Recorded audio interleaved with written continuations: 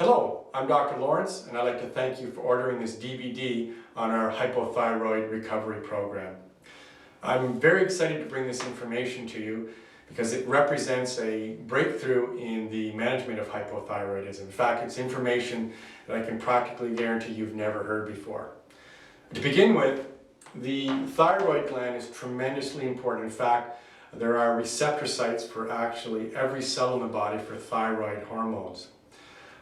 The development and production of thyroid hormones actually takes 10 metabolic steps to occur.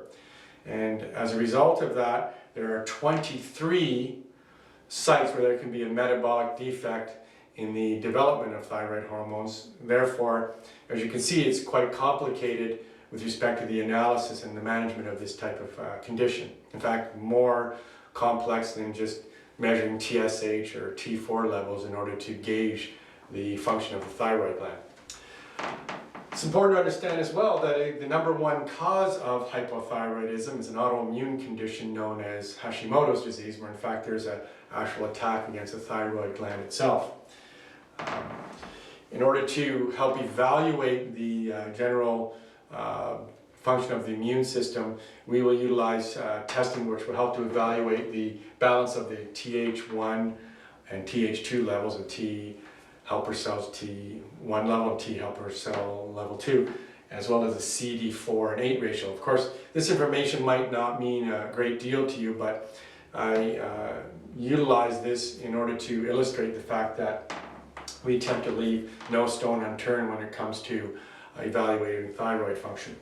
When an individual does have the hypothyroidism due to this autoimmune response, an individual will have reciprocating symptoms of hypothyroidism as well as hyperthyroidism. For example, hypothyroid symptoms can include, which are not limited to, for example, things such as mental sluggishness, depression, thinning hair, inability to lose weight, cold hands, cold feet, for example. Whereas hyperthyroidism symptoms can include things such as night sweats, difficulty gaining weight, heart palpitations, for example. And it's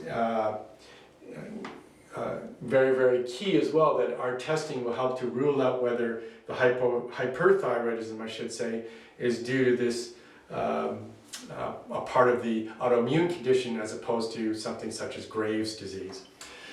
There are other influencing factors on the function of the thyroid gland that are rarely evaluated, and those can include such situations such as the involvement of the endocrine system on the thyroid gland, and hormones such as cortisol, testosterone, and progesterone, for example, can have a significant effect along the metabolic pathways of thyroid hormone production.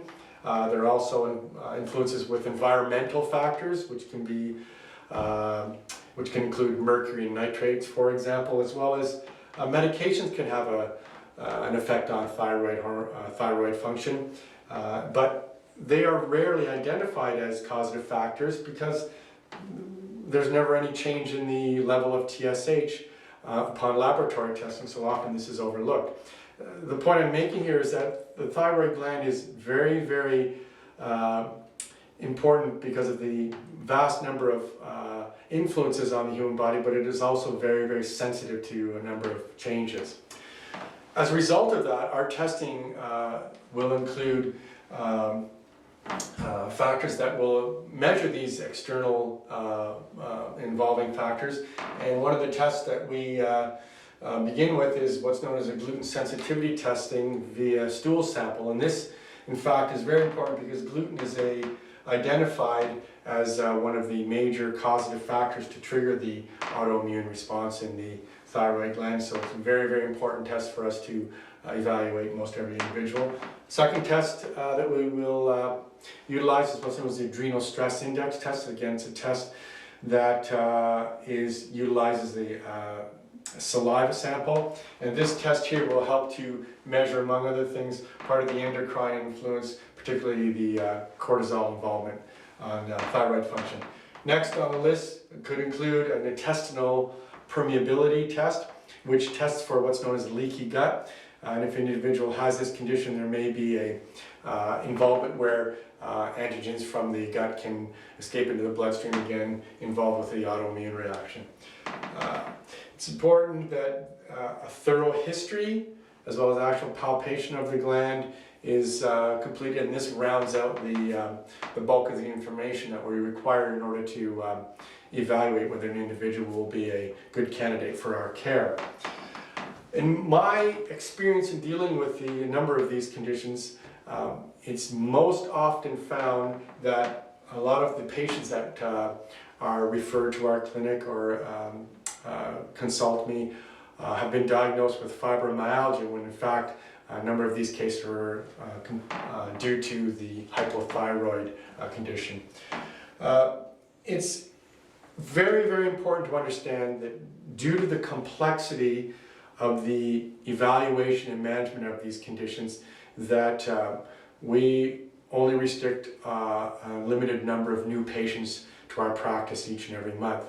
In fact, those patients that we do accept for care have to be very committed to the fact that they want to get that condition under control. You have to be an individual that is willing to take responsibility. Further to that, OHIP does not cover the cost of this care, and it's very, very important that if you are an individual that is committed to getting this under control and sees the value in the fact that there is a much different way to deal with these particular conditions, we would be very, very happy to work with you. Thank you.